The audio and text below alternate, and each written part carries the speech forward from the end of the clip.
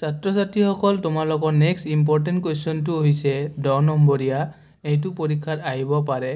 বিহু গীতত অসমীয়া সমাজ জীৱনৰ চিত্ৰ কিদৰে প্ৰতিফলিত হৈছে আলোচনা কৰা উত্তৰটো হ'ল বিহু গীত অসমীয়া সমাজ জীৱনৰ প্ৰতিফলন বিহু গীত অসমীয়া সমাজ আৰু সংস্কৃতিৰ এক অপৰিহাৰ্য অংশ এই গীতসমূহ অসমীয়া মানুহৰ জীৱনশৈলী কৃষি সংস্কৃতি প্ৰেম দৈনন্দিন জীৱনৰ সামাজিক বন্ধন আৰু সামূহিক উল্লাসৰ এক সজীৱ প্ৰতিচ্ছবি তলত বিহু গীতত অসমীয়া সমাজ জীৱনৰ প্ৰতিফলন কিদৰে ঘটিছে তাৰ ওপৰত আলোচনা কৰা হ'ল 1 নম্বৰ হ'ল কৃষিজীৱী সমাজৰ প্ৰতিফলন অসম এক কৃষি প্ৰধান ৰাজ্য আৰু বিহু গীত মূলতঃ কৃষি আৰু প্ৰকৃতিৰ সৈতে জড়িত উৎসৱ বিহু গীতত শস্য ৰোপণ বৰষুণৰ বাবে আশা খেতি পথাৰ সদৃশ্য আদি সূচায় যেনে ঢোল বজাই গাঁও আহি ৰঙালী বিহুৰ গান বাৰিষাই হাল বোৱালে হ'ব ধানৰ ধান এই গীতত বিহু আৰু খেতি পথাৰৰ অন্তৰ্নিহিত সম্পৰ্ক প্ৰদৰ্শিত হৈছে 2 নম্বৰ পইণ্ট হ'ল প্ৰেম আৰু যৌন জীৱন বিহু গীতৰ উল্লেখযোগ্য অংশ প্ৰেমমূলক য'ত যুৱক যুৱতীয়ে প্ৰেমৰ বিনিময় কৰে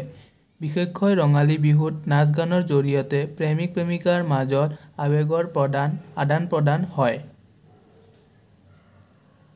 3 নম্বৰ পইণ্টটো হৈছে সামাজিক ৰীতি-নীতি বিহু গীতত অসমীয়া সমাজৰ বিভিন্ন সামাজিক ৰীতি-নীতি যেনে বিহু উৎসৱৰ পালন কৰা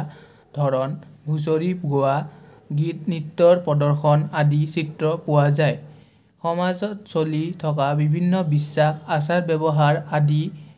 ব্যৱহাৰ আদি বিহু গীতত প্ৰতিফলিত হয় যেনে ৰাতি বিহু আৰু গছতল বিহু আদিৰ কথা উল্লেখ কৰা 4 নম্বৰ পইণ্টটো হৈছে লোক সংস্কৃতিৰ উপাদান বিহু গীত এক লোক সংগীত হিচাপে অসমীয়া লোক সংস্কৃতিৰ এক গুৰুত্বপূৰ্ণ উপাদান ই অসমীয়া মানুহৰ জীৱনধাৰা বিশ্বাস আদৰ্শ আৰু ঐতিহ্যৰ প্ৰতীক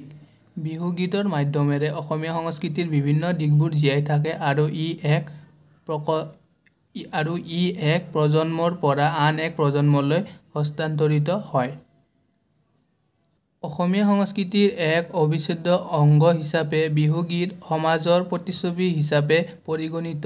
ইয়াৰ মাজেৰে অসমীয়া মানুহৰ জীৱনশৈলী সামাজিক ৰীতি-নীতি প্ৰেম প্ৰীতি কৃষি আৰু প্ৰকৃতিৰ প্ৰতি থকা ভালপোৱা আদি বিভিন্ন দিশবোৰ প্ৰতিফলিত হয় তোমালোকৰ লং কুৱেশ্যনৰ লগতে কেইটামান শ্বৰ্ট কুৱেশ্যনো মই দি দিছোঁ এইবোৰ আহিব পাৰে অলপ ইম্পৰ্টেণ্ট হয় প্ৰাৰ্থনা মন্ত্ৰ বুলিলে কি বুজা প্ৰাৰ্থনা মন্ত্ৰ মানে হৈছে ঈশ্বৰ বা দেৱতাক সন্তুষ্ট কৰিবলৈ বা তেওঁলোকৰ ওচৰত নিজৰ মনৰ ভাৱ প্ৰকাশ কৰিবলৈ ব্যৱহাৰ কৰা এক বিশেষ ধৰণৰ শব্দ বা বাক্য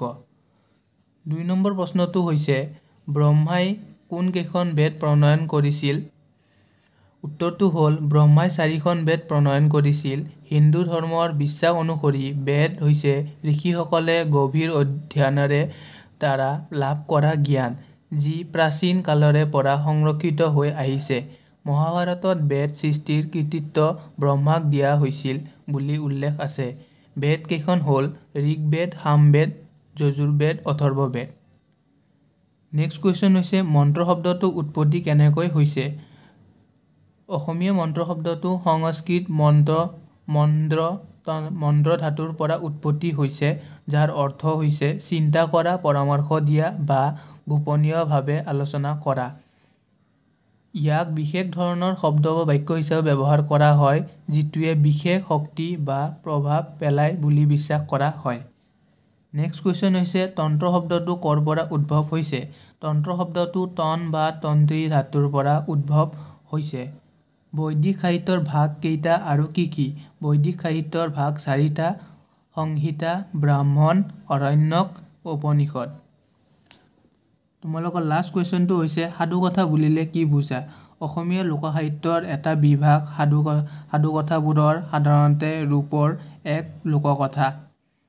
একোটা সজ নীতিৰ কথা থকা বাবেই হয়তো সাধুকথা বোলা হয় সাধুকথাবোৰ নিৰ্ধাৰিত ৰূপ এটা নাই সাধু অভিৰুচি আৰু সামৰ্থ্য অনুসৰি তাক বৰ্ণনাই যায়